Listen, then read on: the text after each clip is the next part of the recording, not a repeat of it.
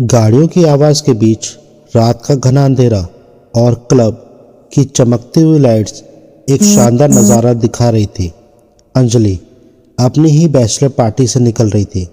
ये bachelor party उसने अपने दोस्तों को इसलिए दी थी क्योंकि ये उसकी बैचलर ज़िंदगी की आखिरी रात थी, क्योंकि कल वो शादी करने जा रही थी।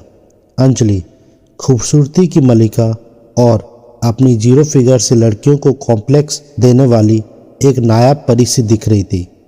भगवान ने भी शायद उसे पूरी फुर्सत में बनाया होगा। मॉडलिंग की फील्ड में भी उसके लुक्स बाकी मॉडल्स को नीचा दिखाते थे। शादी की खुशी और दोस्तों की संगति में आज अंजलि ने कुछ ज़्यादा ही ड्रिंक कर ली थी और वो नशे के कारण लड़खड़ा रही थी। अच्छा था कि रणधीर ही उसे लेकर निकला था और उसका होने वाला पति होने के नाते अंजलि को अपार्टमेंट में ले जाकर बेड ले जाने में उसे ज़्यादा प्रॉब्लम नहीं हुई थी। जल्द ही अंजलि नींद की आगोश में डूब गई थी। अंजलि ने अपनी पलकें खोलने की कोशिश की। उसकी भारी हो रही पलकों को खोलने की कोशिश करते हुए उसने आसपास के माहौल को समझने की कोशिश की। आंखें खोलने के बाद तो जैसे ही उसे कुछ समझ ही नहीं आ रहा था, लेकिन उस मध्यम रोशनी में अपनी आधी खुली पलकों से देखने के बाद उसे समझ आया कि वो रणधीर के अपार्टमेंट में है। उसको सब याद आने लगा। उसका दोस्तों के साथ कुछ ज़्यादा ही ड्रिंक कर लेना और रणधीर का उसे लड़खड़ाती हालत भी यहाँ लेकर आना, सब कुछ। क्या इसलिए रणधीर उसे अपने अपार्टमेंट पर लेकर आया था? शरारत भरी मुस्कान के साथ सोचते हुए अंजलि ने कमरे में उस आवाज़ की सोर्स को ढूंढने के लिए नज़रें दौड़ाई जिनके कारण उसकी नींद खुली थी। मध्यम लाइट के नीचे उसे एक लड़का और लड़की पैशन के साथ किस करते हुए दिखे। ये देखकर मानो जैसे अंजलि पर बिजली ही गिर गई। उन दोनों को इस तरह देखते ही उसे शौक से मानो लकवा मार गया। अंजलि उन दोनों को शौक से देख रही थी जब वो दोनों एक दूसरे में खोकर पैशन के साथ किस कर रहे थे। रणधीर के हाथ नयनतारा की कमर पर यूं लिपटे थे मानो वो उसे छोड़ेगा ही नहीं। रणधीर, हाँ, वो ही रणधीर था जो कल उससे शादी करने वाला था, और नयनतारा वो कोई और नहीं बल्कि उसकी वो कॉलीग थी जिसके लिए उसने बहुत कुछ किया था। ये सब देखकर उसका दिल मानो धड़कना ही भूल गया था। क्या ये सच में रणधीर है? अंजलि को कमरा घूमता हुआ सा लग रहा था। बस भी करो, अंजलि जाग जाएगी। रणधीर नयनतारा से बोला। नयनतारा ने उसके ओर देखते हुए कहा, वो कल से तुम्हारी वाइफ बनेगी और आज से ही तुम मुझसे डर रहे हो, बोला। रणधीर बोला, हम दूसरे कमरे में चलते हैं। अंजलि जाग गई तो इशू हो जाएगा। वो दोनों एक दूसरे में खोते हुए वहाँ से चले गए और बेड पर लेटी अंजलि उन दोनों को एक दूसरे में खोया हुआ देख नहीं रह पाई, पर उसने अपनी आंखें बंद कर ली।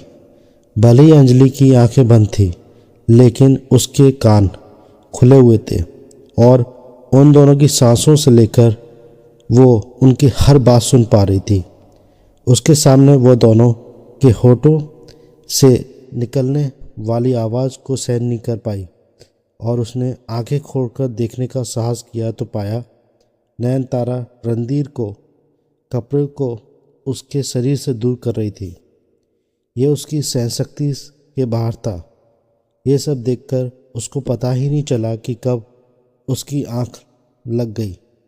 जो कि कल सुबह से शादी करने वाला था, वो उसके साथ इतना बड़ा धोखा कैसे कर सकता था?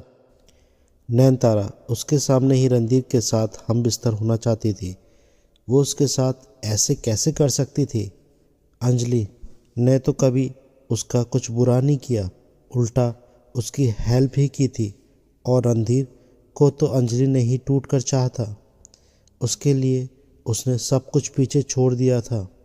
रणधीर नयनतारा से रिक्वेस्ट करता हुआ बोला, कम से कम बाथरूम में चलते हैं, वैसे ही बात तब तुम्हारी फेवरेट प्लेस है ना। नयनतारा के शरीर को अपने हाथों से खींचता हुआ रणधीर उसे खींचने लगा। ठीक है, तुम बाथटब भरो, मैं बस अभी आई। नयनतारा ने रणधीर को शरारती नज़रों से देखते हुए धक्का देकर कहा।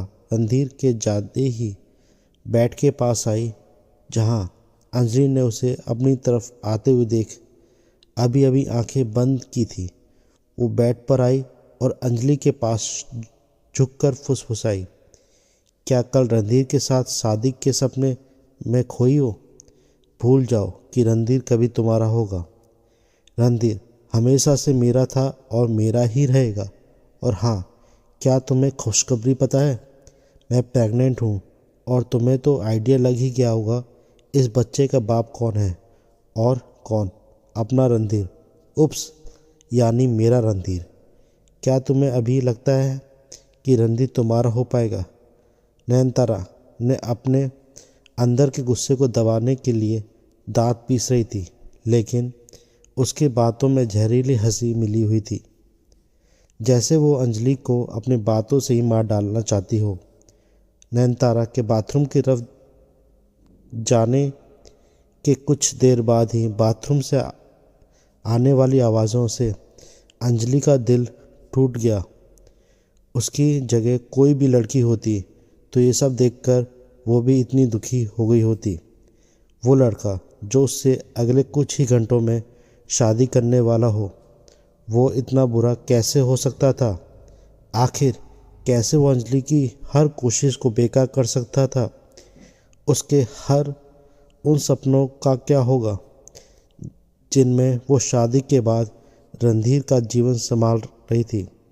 उन दोनों के बच्चे हो रहे थे और जीवन में खुशी के पल आ रहे थे, लेकिन अब तो वो सभी धूल में मिल गए थे। एक रात में ही उसका सब कुछ उसके पास से चला गया था। 3 साल पहले वो इंडस्ट्री की टॉप मॉडल थी, लेकिन उसने अपने कॉन्टैक्ट्स, क्लाइंट्स, अपना प्लेस सब नयनतारा को दे डाला, वो भी रणधीर के एक बार कहने पर। आज वही नयनतारा उससे रणधीर को भी छीन चुकी थी, पर रणधीर वो उसके साथ इतना बड़ा धोखा कैसे कर सकता था? अंजलि को कुछ समझ ही नहीं आ रहा था। उसकी सबसे बड़ी 2 गलतियां जिन्होंने उसे इस सिचुएशन में पहुंचाया था, वो थी, पहली, अपनी तरह अच्छा समझना, और उससे बड़ी गलती थी आँख मूंद कर विश्वास करना। लेकिन अब नहीं, अब वो स्वयं को ऐसे हर्ट नहीं होना देना चाहती थी, पर लेकिन वो अब कर भी क्या सकती थी? नहीं, ये सच नहीं हो सकता। अंजलि ने अपने आप से कहा, ये सब सपना है। जब मेरी नींद खुलेगी तो ये सब उसके दिमाग से गायब हो चुका होगा। ये सोचते सोचते उसकी आंख लग गई। सुबह जब उसकी नींद खुली तो उसे सब कुछ याद आ गया, लेकिन रणधीर के लिए उसका प्यार उसे ये बात मानने नहीं दे सकता था। उसने सोचा कि उसने बहुत ज़्यादा नशे में होने के कारण ये उल्टा सपना देखा है, लेकिन नयनतारा का चैलेंजिंग चेहरा बार बार उसके सामने आ रहा था और उसकी कही बात अंजलि के मन में घूम रही थी। क्या तुम्हें अब भी लगता है रणधीर तुम्हारा हो पाएगा? अंजलि बाथरूम से नहाकर निकली, तभी दूसरे कमरे में रणधीर आता हुआ दिखा। अंजलि ने सिल्क की शानदार साड़ी पहन रखी थी, जिसमें वो एकदम हीरोइन जैसी लग रही थी। रणधीर के चेहरे पर एक मुस्कान छाई हुई थी। ऐसा लग रहा था जैसे कल रात कुछ हुआ ही ना हो। तुम बहुत प्यारी लग रही हो। अब तो तुम्हें मुझसे इंतज़ार ही नहीं हो रहा, अंजलि को देखते हुए बोला। अंजलि जल्दी ही तैयार हुई और रणधीर के साथ रजिस्ट्रेशन ऑफिस के लिए निकल पड़ी, लेकिन तभी रणधीर का फ़ोन बजा और स्क्रीन पर नयनतारा का नाम फ्लैश हुआ। रणधीर ने तुरंत कॉल रिसीव की, तभी उसे दूसरी तरफ से आवाज़ सुनाई दी। रणधीर, मैं बाथरूम में फिसल गई हूँ और बहुत दर्द हो रहा है, मैं हिल भी नहीं पा रही हूँ, प्लीज़ जल्दी आ जाओ। ये सुनकर रणधीर परेशान हो उठा उसने अंजलि को रजिस्ट्रेशन ऑफिस पहुंचने को कहा और खुद नयनतारा के अपार्टमेंट के लिए निकल गया। अंजलि यह सोचकर खुश थी कुछ ही समय में वो शादी करने जा रही है। उसने कुछ देर में कॉल करके रणधीर से पूछा, कितनी देर में आ रहे हो तुम?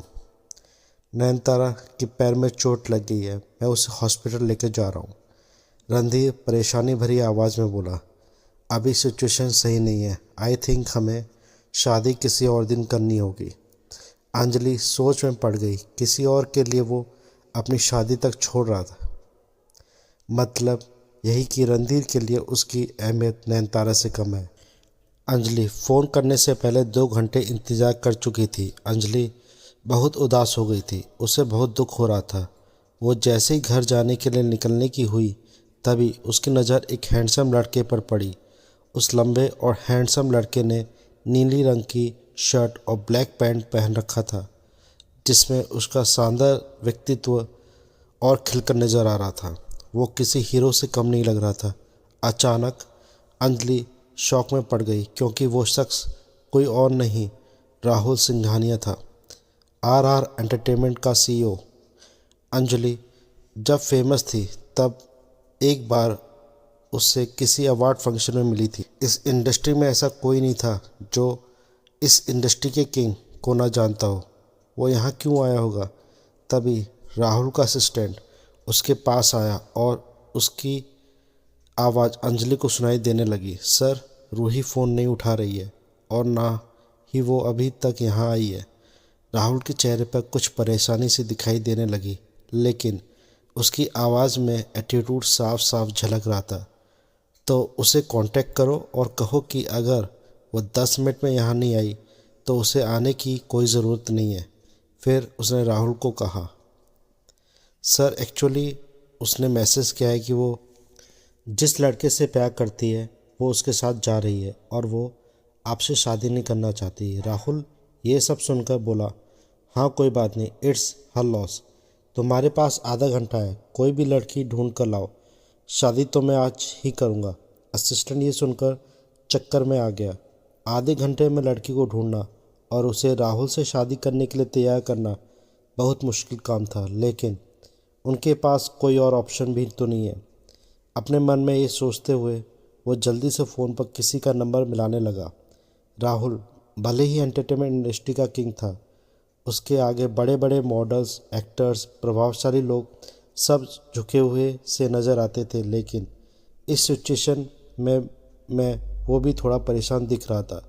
उसके परिवार का उस पर लगातार दबाव बना हुआ था कि वो शादी कर ले, जहाँ तक कि एक अमीर परिवार की लड़की से शादी के लिए वो उससे बहुत फोर्स कर रहे थे। राहुल को जितना अपने काम में प्यार था उसका 1% भी किसी लड़की से नहीं था। वैसे भी वो अपने परिवार द्वारा पसंद की गई लड़की से शादी नहीं करना चाहता था, इसलिए उसने अपने असिस्टेंट की हेल्प से एक लड़की से शादी करने का प्लान किया था। उसे बिल्कुल भी आइडिया नहीं था कि उसका प्लान ऐसे फेल हो जाएगा। राहुल के पोजीशन और इंडस्ट्री में इस पोजीशन के कारण हज़ारों लड़कियां उसके पीछे पागल थीं और उसके एक इशारे पर पिछ जाने को तैयार हो जाती, हज़ारों झूठ बोलने को तैयार हो जाती। अचानक वहाँ खड़ी अंजलि के मन में एक आइडिया आया और उसने आगे बढ़कर उस आइडिया को पूरा करने का निर्णय लिया। वो अचानक राहुल के सामने पहुंची और बोली, हेलो राहुल जी, आप जिस लड़की से शादी करने आए हैं वो यहाँ नहीं आई और मैं जिस लड़के से शादी करने वाली थी वो भी यहाँ नहीं आया है। हम दोनों की सिचुएशन सेम ही है, फिर क्यों ना हम दोनों आपस में शादी कर लें। राहुल का असिस्टेंट ही सुनकर शॉक हो गया। इस लड़की के अंदर इतनी हिम्मत कहाँ से आई? ऐसा सोचते हुए उसके पैर जैसे वहीं जम गए। एक सेकंड के लिए हड़बड़ाया और फिर होश में वापस आकर बोला, तो तुम कह रहे हो क्या हम शादी कर सकते हैं? उसने अपनी ग्लासेस उतार दिए और अंजलि को ऊपर से नीचे तक देखने लगा, मानो अपनी आंखों से उसका एक्सरे कर रहा हो। 1 मिनट बाद उसने अपने असिस्टेंट को बुलाया और कहा, मुझे इस लड़की की सारी डिटेल्स चाहिए 1 मिनट के अंदर।